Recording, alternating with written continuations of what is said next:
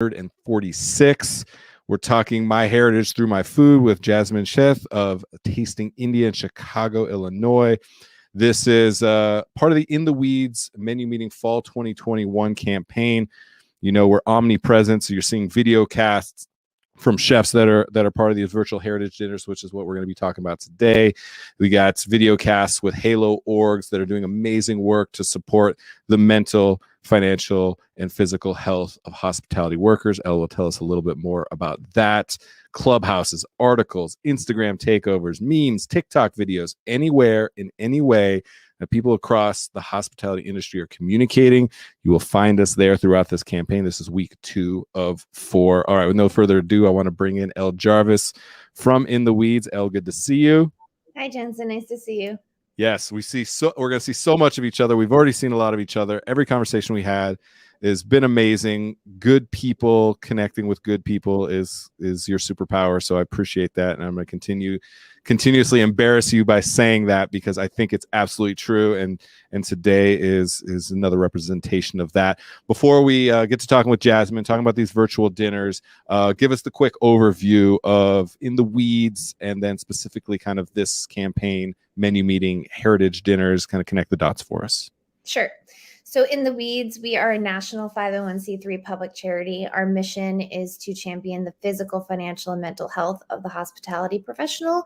And we wholeheartedly believe that a sustainable career and a work-life balance in this industry cannot happen unless all 3 of those buckets are full. So we have been having conversations nationally and implementing resources and programs nationally to be able to support physical, financial, and mental health across the board. And collaboration over competition is the name of the game with us. Yes. And I'm just so excited to be doing this menu meeting campaign with you.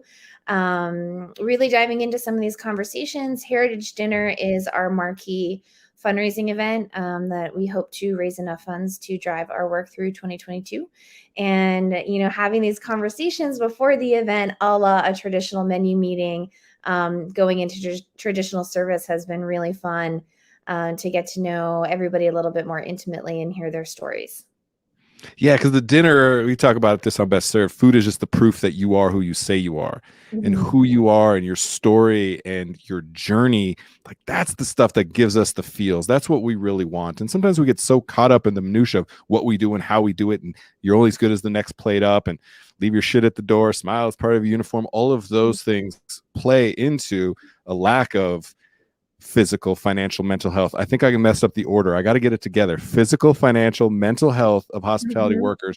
Because if we can't give self-hospitality and hospitality to our team, there's no chance that we can sustain hospitality for the guest. And so that's what these conversations are really about. And then Heritage Dinner is it's fun to explore and sometimes challenging to explore our heritage. And so I'm very interested hearing all the stories of the joys and the pains that lead to representing yourself, your family, your culinary techniques on a plate. So I'm big fan of everything that we've been talking about. And Jasmine with Tasting India. Let's just bring Jasmine in now because I want to hear from Jasmine. I'm very excited to have Jasmine on the show. And Jasmine, good to see you. Hi, everyone. Good to see you too.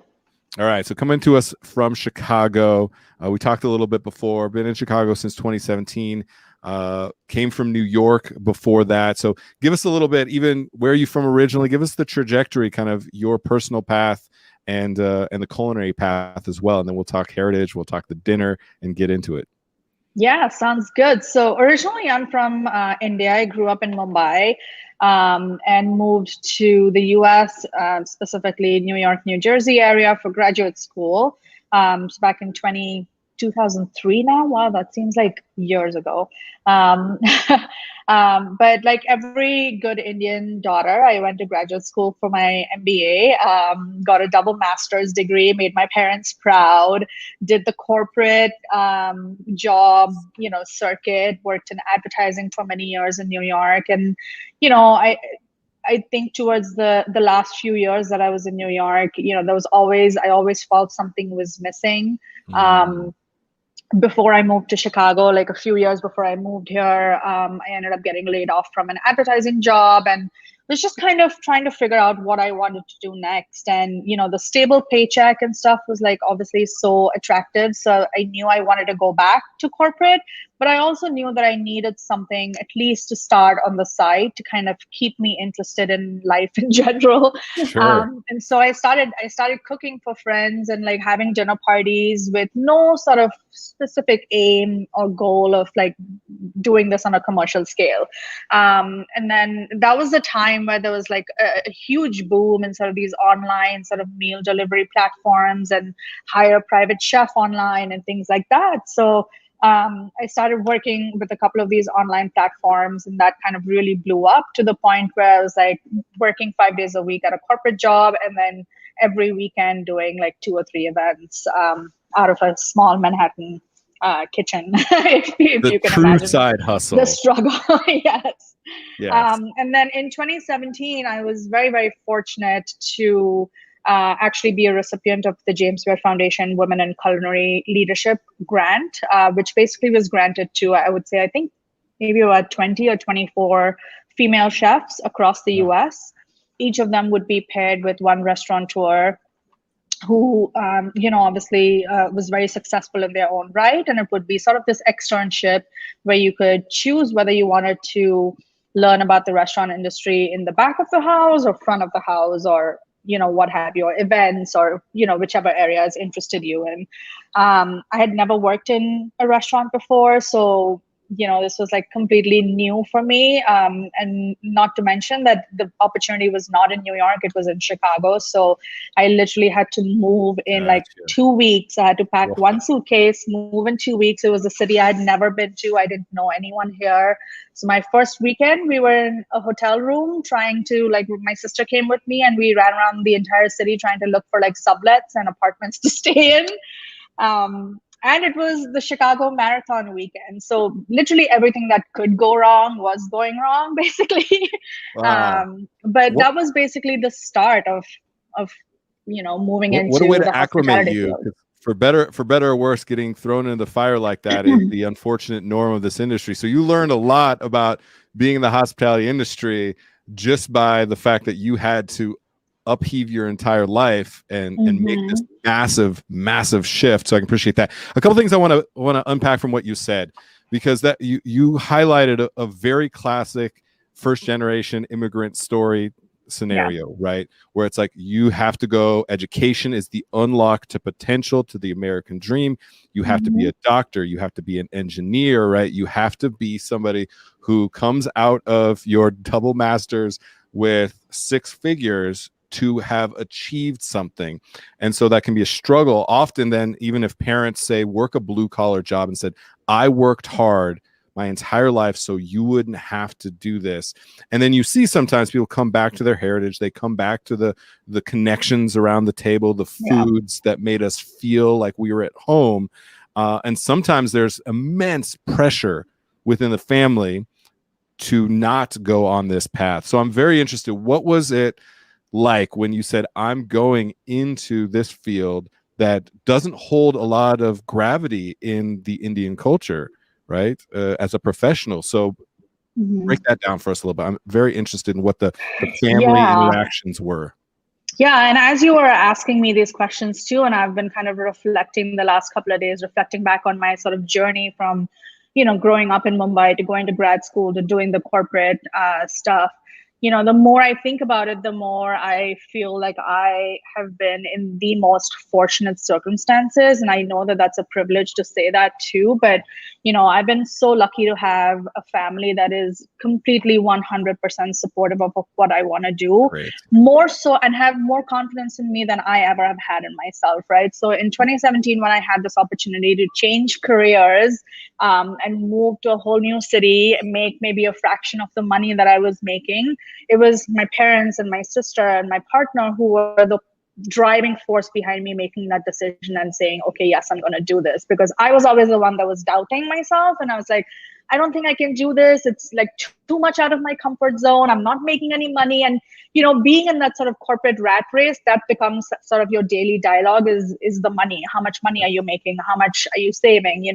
What are your assets? And, how much can you buy type of stuff. And I kind of lost myself a little bit in that. And when my parents and my family pushed me to take this opportunity, now that I look back at it, as hard as it was, and I cried the first 2 months that I was here and I can working imagine. 16-hour days, getting home, like every bone in my body aching because I had never done that type of work before. It was really their confidence in my ability to do this and really find myself, no matter what it was that I would end up doing, that kept me going. And when I think back, like my parents have always, yes, they've always stressed the importance of education. I remember growing up, my mother would always say, I don't care what you end up doing in life, as long as you graduate with a master's degree. After you've graduated, go ahead and do whatever the hell you want, but you've got to get a master's degree, right? So yeah, education was of huge importance, but my dad was always the one that was kind of motivating us to think of what is our long-term goal, what's our end goal. And I'm not, I won't speak for my sibling, but for me, like, I never really got the reason why he kept pushing us to do that. And I was always like, well, I have a lot of time in life to like figure out what my end goal is. Like, this is when I want to experiment and like see what I want to do. And he was always like, that's fine, but always have like an end goal. Like what's your exit strategy from like where you are if it's not making you happy, So I think when the transition happened, it's sort of all those pieces fell into place, and I'm like, this is what he meant by saying, what's your end goal? Sage advice from your father. All right, here's what we Yeah. need to have happen. We need to make sure that your sister and or family, if we can get time zones and tech to line up, that they're on the virtual hangout for that dinner, because I would love to hear the story of your family saying, yeah, we just said go for it because we believe in Jasmine. We believe in her ability to manifest any destiny, any reality that she wants.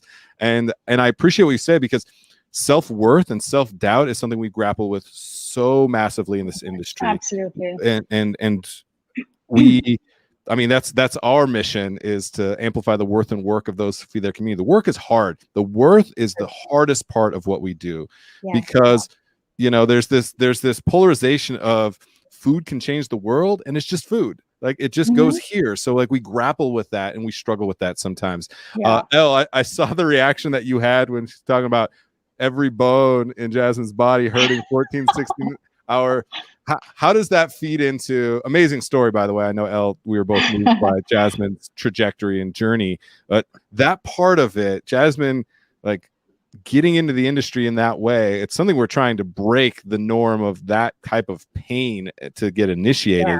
What's your reaction there? How do you feel about that? How are you trying to mitigate some of the reality that Jasmine was just highlighting for us? Yeah, sure. So I love everything about her whole story. Like, her side hustle became her main hustle. Dads always know. My dad always told me, choose your career before your career chooses you. And when I was listening to Jasmine talk about this as her second career and like learning and being in the restaurant and like you can't move, I started cooking again when the pandemic started, because all my consulting contracts were canceled, and I took over the kitchen at my parents' yacht club, which is, I call it a small boat club because yachts can't actually get under the bridge to get there. And I was like, during the summer, it was awesome. I was cooking my food. It was beach food. The summer people were there. As soon as the summer people left, I was literally flipping burgers and poaching hot dogs. But the first few weeks of like getting back into the grind of line cooking, I don't think I showered for like 3 weeks because I just could take baths. I didn't have the energy when I got home to stand in the shower. I had to like draw a bath with Epsom salts and just like lay there. Getting back into it, because I feel as though I, grew up in the restaurant, a private chef for so long. Then my second career was consulting, and then I had fall back on cooking when the pandemic started. But physically, it's absolutely exhausting. And then you try to like wake up the next morning and being a functioning adult. And I think what we're trying to do with In the Weeds is eliminate this like grind culture of, you're not working unless you're bleeding. Like, that is so not, it doesn't have to be that way, right? Like, you can build in labor models that aren't so physically draining. So then there is actual energy to look after like paying your bills on time, so your credit score goes up, and being able to check in with your therapist, or just like going for a walk with a cup of coffee and looking at your neighborhood dogs and not feeling like you have to sleep until a half an hour before your shift starts. Yeah, hard work and hustle get conflated with bleeding out of the eyeballs to prove that you have the grit, that you can hack it. And so I think there's something there. We blur those lines because you are so busy that you can't separate the reality from the facade that you sometimes have to put up in food and beverage to create that unique, memorable guest experience. So really appreciate that. All right, Jasmine, I want to talk about food. Let's talk about food. Yeah. I'm very excited. Tasting India. First, let people know if they're in Chicago, if they want to get their hands on some of your food, how would they go about that outside of the dinner? And then let's talk about the dinner and the food that you're serving there. But Tasting India, how can I experience that if I'm in Chicago? Yeah, for sure. I would say if people are interested in Tasting India, first and foremost, definitely follow us on Instagram. It's tasting_India. It's the place where I usually release all of the new menus, announcing new pop-ups, all of those types of things. And then you can, once you're on the Instagram page, you can click on our link in the bio and sign up for our newsletter. That's the other way that we announce our new menus. So when we started Tasting India last year, or when I started, I don't know why I always say we. I feel like it makes me feel like bigger than I am. Like you have a mouse in your pocket. I do that. I'm like, we. I'm like, do I have a mouse in my pocket?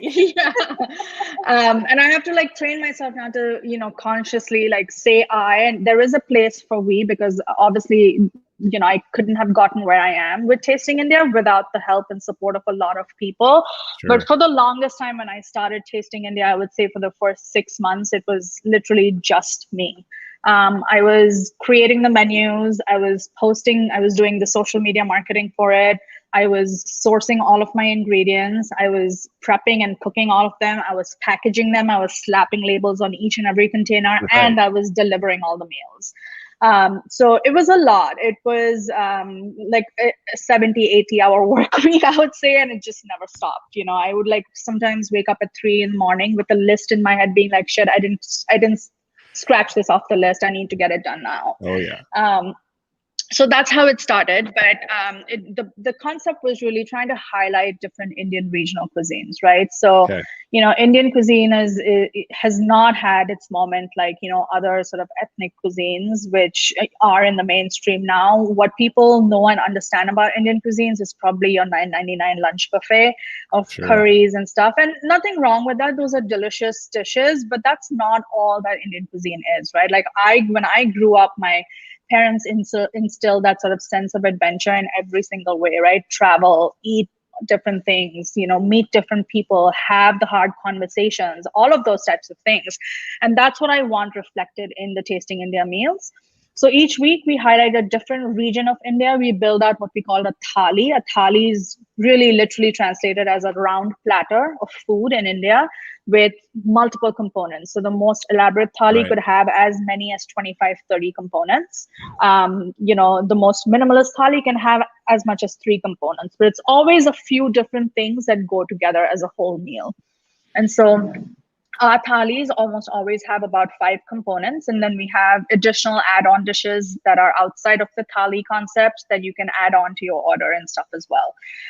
So that's really what Tasting India thalis are about. It's it's really trying to showcase to people that there is so much more to Indian food than we realize, and through this journey I've realized a lot of folks that come from India as well have had a background from, in India, maybe their parents came from there, or they grew up there like me and then immigrated to the US. Their view of Indian food is also extremely limited. So a right. lot of the thalis and stuff that I've done, people are like, wow, I never knew like Assamese food could be this delicious, for example, or that Gujarati food, which is, I'm from Maharashtra, but my parents are Gujarati. That food could have so many different variations of dishes. But what we really, what is really showcased and represented in mainstream sort of Indian restaurants is really just the North Indian curries, which, as right. delicious as they are they do such a disservice to the rest of Indian food. I am so excited right now because you rattled off several words that I didn't understand, and I'm so excited about that. I am going to follow up with you. I will make sure and learn about those. And that's what I love. I love learning. And Indian food is not monolithic. I've learned that more and more as somebody who did not understand that. A country of billion people has a diverse food background. And so I think of, Floyd Cardoz was the first chef that made me think about Indian food. And I started to explore a little bit and took that opportunity. And then any places that he said to go try or dishes try, I made sure every time I was in New York, I went and tried those dishes. I think there's something really important. Chef Rosh, also somebody who's a friend of the show, is talking about Sindhi cuisine. It's like, I've never heard of Sindhi cuisine, and now I'm learning about that. And that's what you're creating, an opportunity to taste across India and doing it in a way that is thoughtful, it's creative, it's also engaging, because you're making it okay.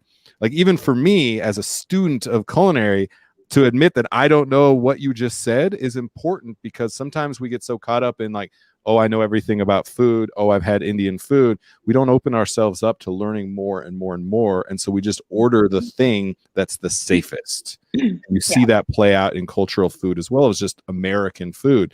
So I appreciate that you're making it exploratory and engaging, so it allows me the opportunity to learn something new and not feel stupid for not having known already, but feeling like this is my opportunity. So thank you for that.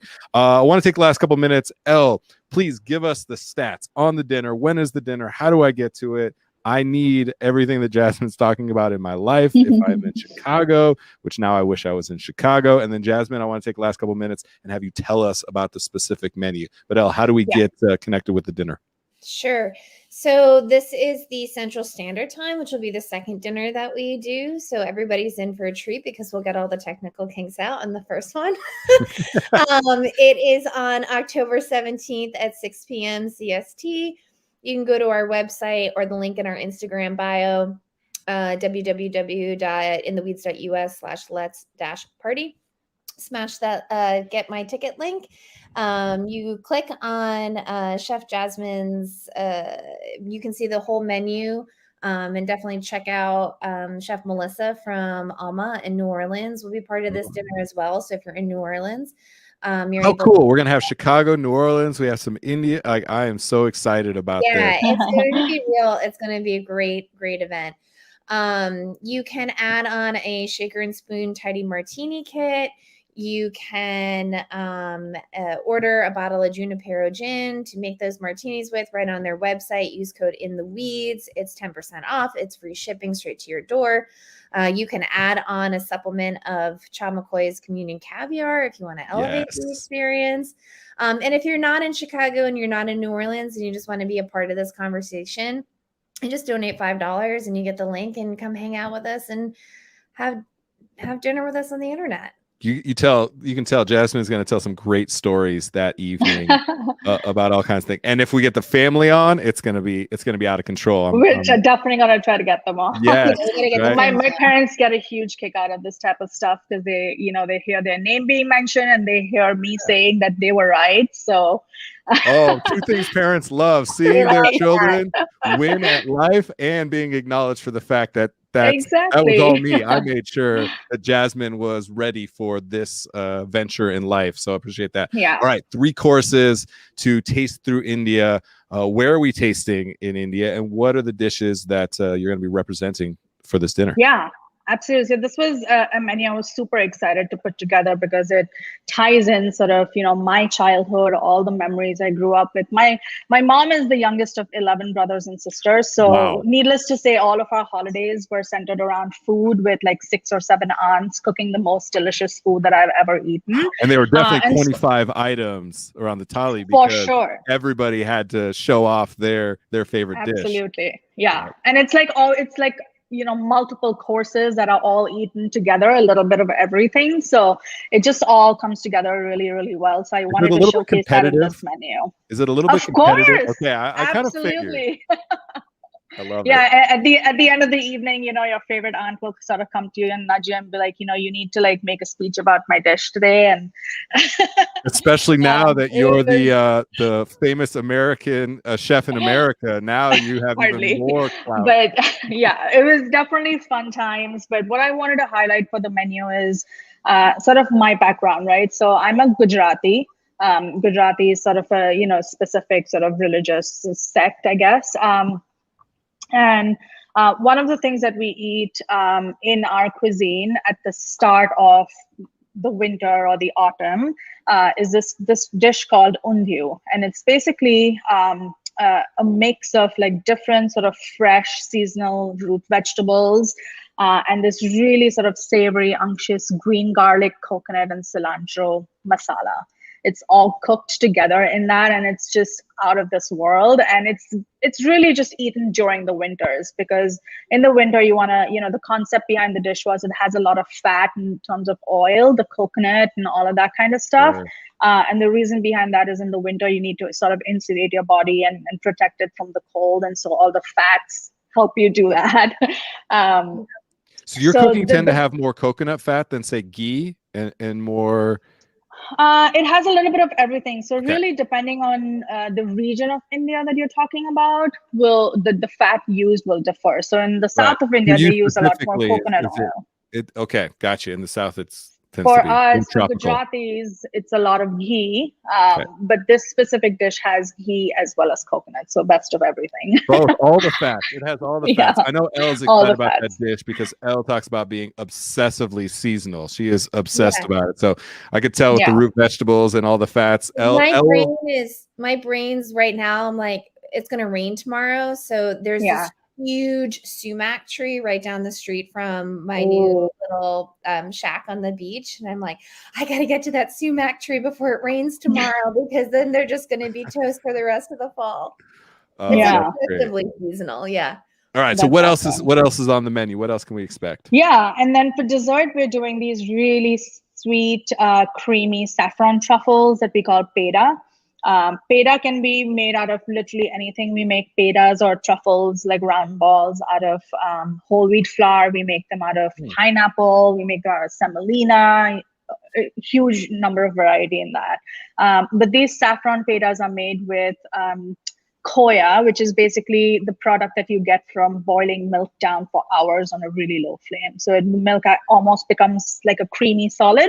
And that's what we use as the base for this truffle. It's scented with saffron and cardamom and sprinkled with some nuts. And it's just the best end to a meal of this sort. And for an appetizer, we're having what I ate every Sunday morning for breakfast in my house was rice and lentil steam cakes that's sprinkled with really what we call chatpata, which is sweet, spicy, savory spice blend. It's sprinkled with that, and it's going to be paired with a mango pickle, sweet mango pickle. I like everything that you're saying. I like how much you just mentioned. One of my favorite things about Indian food is that sweet, savory, salty, spicy, like it hits all, it just melts your face off with like flavor. What I learned very early on from Indian food when I started exploring it was like, it was known for like spicy, like Thai food sometimes, same thing. And it's like the nuance of the flavor is there when you look at these regional types of cuisines and these dishes. But sometimes we said we just want to be spicy because we expect Indian food to be spicy. The best Indian food I've had has not been spicy. It has been heavily spiced and well developed, and it leaves you tingling in multiple different ways of that sensory experience. So I can really appreciate the fact that you mentioned that, because I think that's important, because sometimes people are like, I just want a spicy curry. I was like, yeah, that's good. That's just not the full experience that you can have from Indian cuisine. So I'm excited. I think that's the biggest distinction that people need to understand and appreciate, is that spices does not mean spicy. It just means a lot more flavorful. And there is no such thing as a curry powder. So I wish people would stop saying that. Oh, all right. That's a whole nother episode. We can talk about curry spice, because I'm with you there 100%. So I appreciate that. The last thing I do want to mention is that for folks that are not going to be in Chicago to experience this meal, in the city can also experience a little bit of Tasting India via our website. We have a line of Indian-inspired spice blends that we also sell, and that ships nationwide as well. So they can experience Tasting India via that too. Not only do I like that you're doing that, I like that you have the entrepreneur mindset to make sure and let people know where they can find what you're working on, because we need to support each other as small business owners. And so I appreciate that. Excellent use of the plug. That is an important thing to be able to do and do. My so dad will be so proud. I know exactly what you're talking about.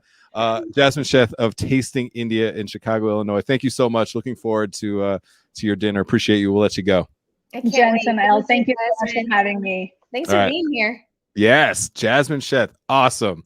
Love that. And especially love that you have to innovate. You have to create diversity of revenue streams. I'm a big believer of CPG, consumer packaged goods. Jasmine, great job on that. You have to be present for people. So once again, let people know the date of the dinner and make sure that people connect to this dinner. Elle, any last thoughts from you as well? October 17th, 6 p.m. Central Standard Time, www.intheweeds.let's-party. Bunch of different options. The other chef is Chef Melissa from Alma in New Orleans. Just amazing talent. Really excited to see her food as well. Oh, so good. Elle, another great show, another great chef, another great story, another great heritage on the plate. So appreciate that. We'll let you go. We got a lot more content coming, everybody. You'll be seeing a lot more of Elle from In the Weeds throughout the next couple of weeks. So Elle, you have a great rest of your day in your shack on the beach. All right. Go get that sumac. Go get that sumac. All right. I'll see you later. Cheers. All right, everybody. That is it for this episode. Best Served Podcast 346. My heritage through my food. That's this whole series when we're talking to chefs for these virtual dinners, because it's all about putting yourself, your family, your history, your culture on a plate. The better that we do that, and more importantly, the story that we tell to be able to get to that point and to be able to have people truly experience what you and your people have experienced, I think is so profound. That's what can move you through food. And as I always say, food is just the proof that you are who you say you are. I want to know who you are. And that is it for this episode. Please, everybody, keep tuning into all the content across all the channels, from video cast to audio podcasts on Anchor, Apple, Google, wherever you get podcasts, to articles on bestservedpodcast.com's blog. You can find TikTok videos, Reels, Instagram takeovers, all of the content everywhere that you are. Appreciate you all for tuning in. Cheers.